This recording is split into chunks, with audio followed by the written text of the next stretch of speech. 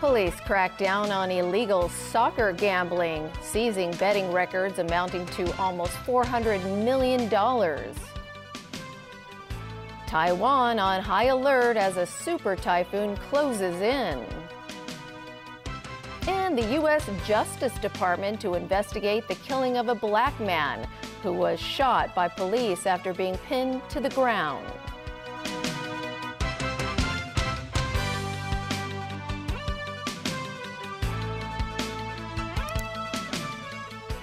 Good evening. With the Euro 2016 semifinals upon us, Hong Kong police are cracking down hard on illegal soccer gambling.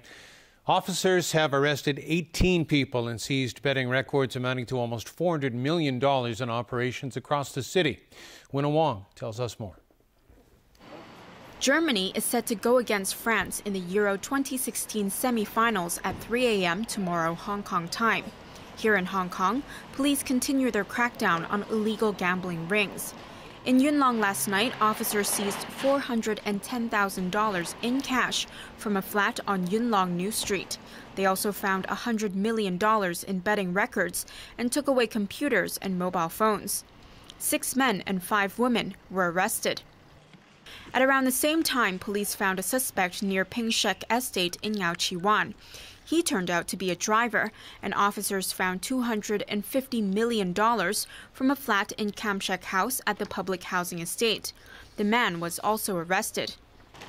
Over on the island side, police seized mobile phones, computers, bank cards, and about $40 million in betting records from 5 different locations. 4 men and 1 woman were arrested, some with triad backgrounds.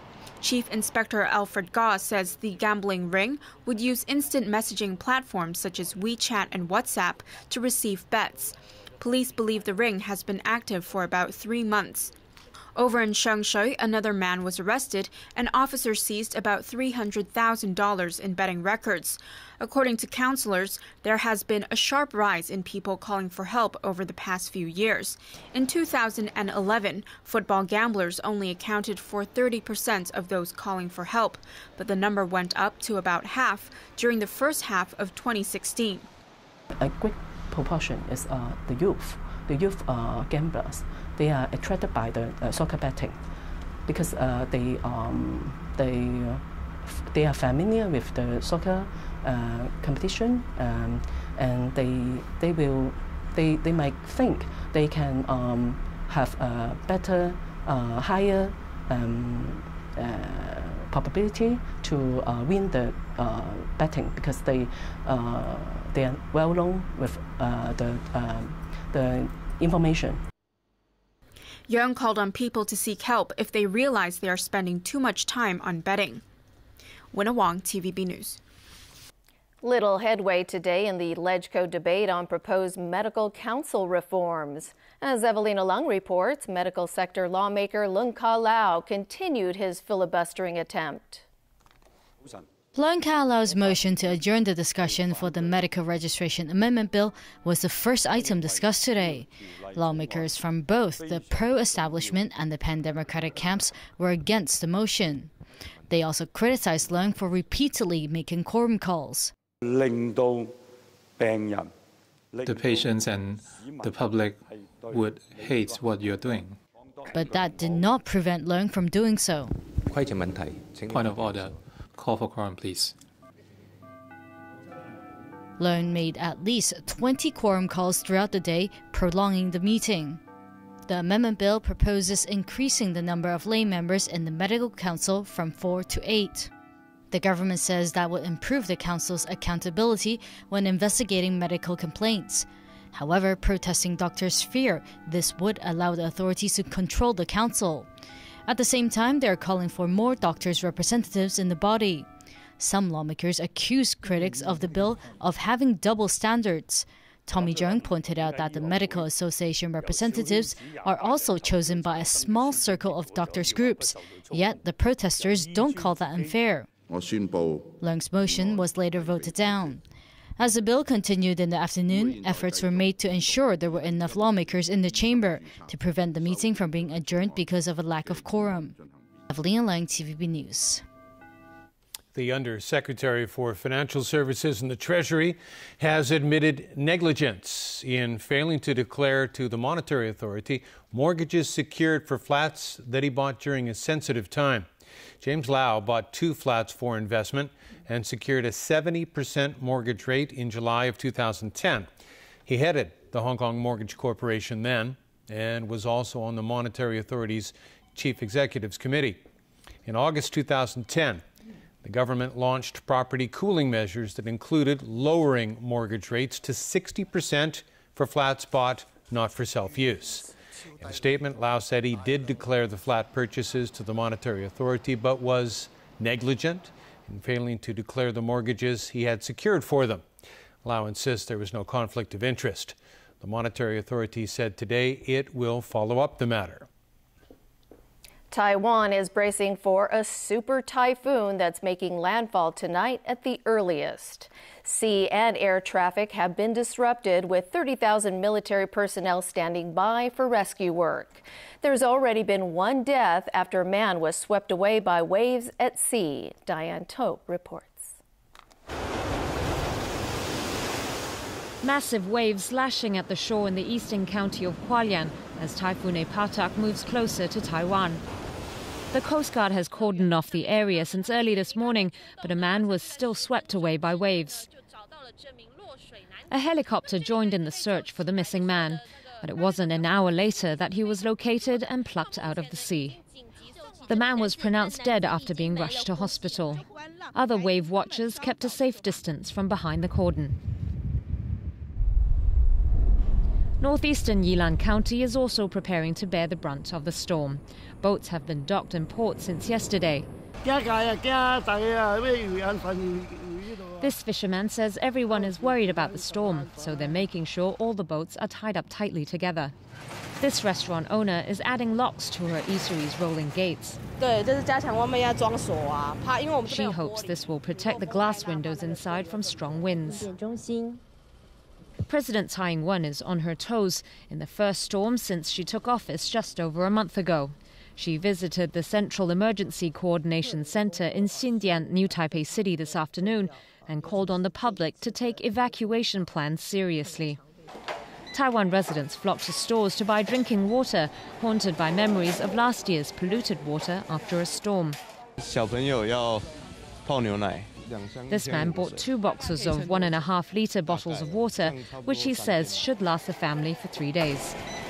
The army has sent out 30,000 soldiers, amphibious vehicles and rubber dinghies across the island to launch rescue missions as soon as they're needed.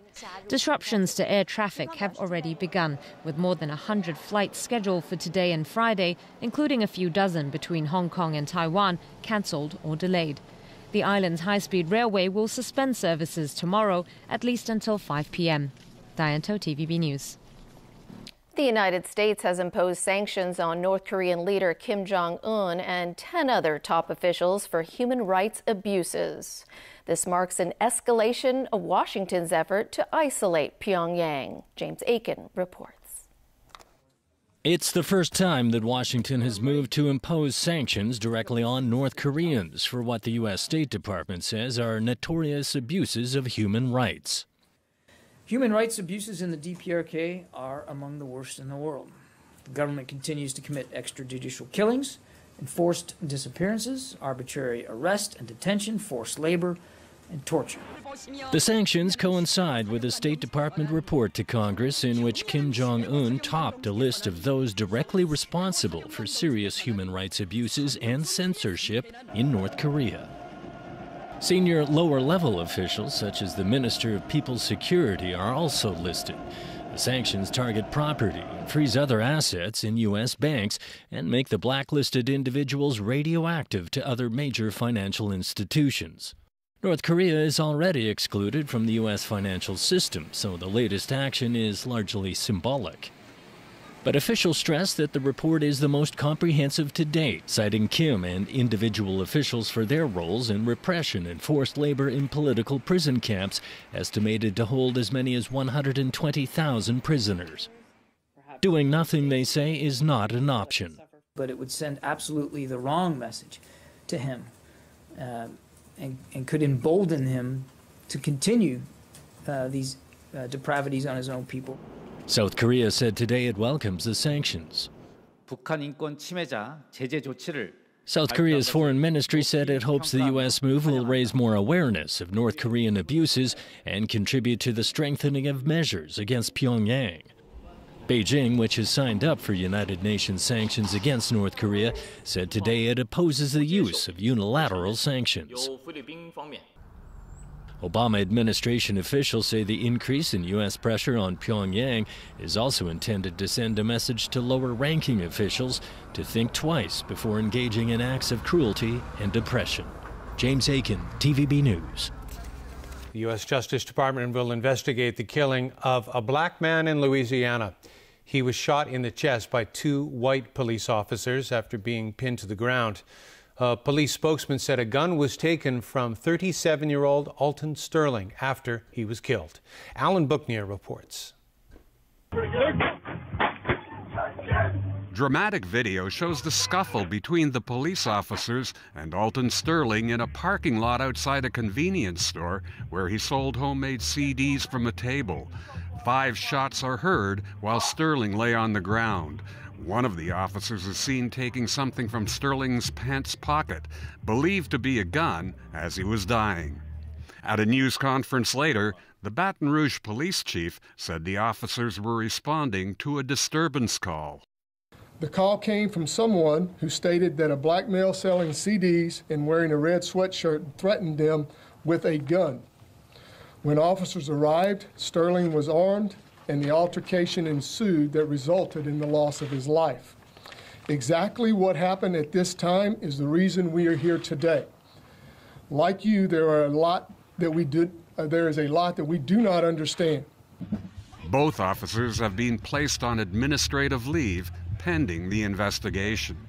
The videos of the shooting early Tuesday morning sparked angry protests at the scene of the incident Tuesday night. Louisiana's governor said he understood the protesters' anger and called for calm. I have very serious concerns. The video is disturbing, to say the least. And at this time, I'm asking for leaders in the faith-based community, elected officials, and other community leaders here in Baton Rouge to work with me, to work with all of us, to ensure that we remain calm and peaceful as the details continue to unfold. Yesterday, hundreds of people again gathered at the scene of the shooting, but the demonstration was more peaceful than the night before. Among the demonstrators was Sterling's aunt, who had raised him after her sister died when he was 7 years old.